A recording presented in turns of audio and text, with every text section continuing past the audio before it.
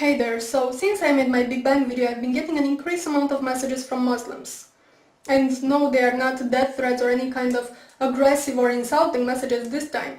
Instead, they are trying to bring to my attention that the Big Bang Theory, as it is explained and accepted by scientists today, was revealed in their holy book, the Quran, 1400 years ago before the theory even existed. And they argue this by bringing certain verses in the Quran which, interpreted correctly, they say, clearly describe the Big Bang cosmological model. I will insert them in the sidebar. Also, if you do a search on YouTube by the terms Quran and Big Bang, you will see what I mean, it's all over the place. Now, I'm not gonna argue and dissect them simply because, well, one, my arguments would just basically say, yo, look, them verses have nothing to do with the Big Bang. To which the responses would be, oh yeah, they do, and this can go on forever. And two, because you can read them for yourselves. I mean, the claim that these verses have any scientific merit to them is as ridiculous as putting a miniskirt on a sumo wrestler and calling it a ballerina.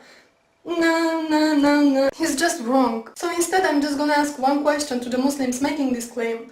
And not just this claim, because you see, while most Christian creationists try to negate science altogether, going, evolution? Where? Big Bang? Never happened. But no, Muslims have a different approach. They go, it's all here in my book, man. See this verse here? This is what it really means. You got pawn, motherfucker. Allahu Akbar. So my question is this. If the Quran really predicted modern scientific theories, such as Big Bang and evolution, then why didn't you Muslims come up with those theories ages ago? If all those things were revealed in your holy book 1400 years ago, it means that you had 1400 years at your disposal to explain to us infidel fools how things really work. But you didn't, did you? It was only after the Big Bang Theory was worldwide accepted by the scientific community that you decided to claim, well, Allah said it first. And same goes with evolution. So, why? I'm just asking. You know, there's something really bugging me, and it always annoyed me on some level, but it just seems to annoy me more and more, is how religious sensitive we are. And especially when it comes to Islam.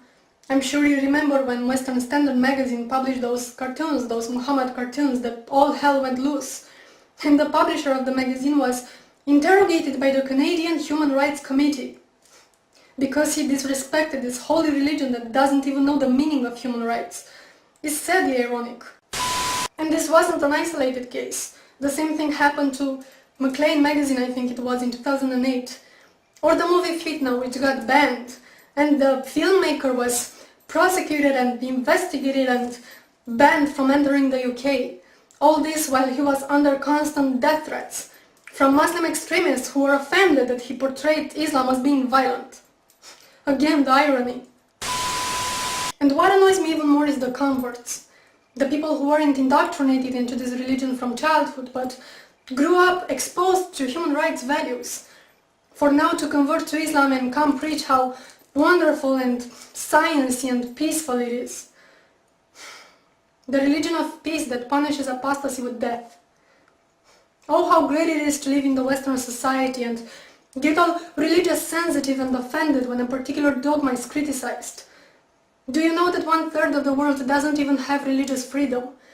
And it's not a coincidence that those countries are so populated they account for almost 70% of the world population. Let me say this again. 70% of the world population doesn't have religious freedom. You will have to look at the calendar and see what year it is, and ask yourself, what the fuck?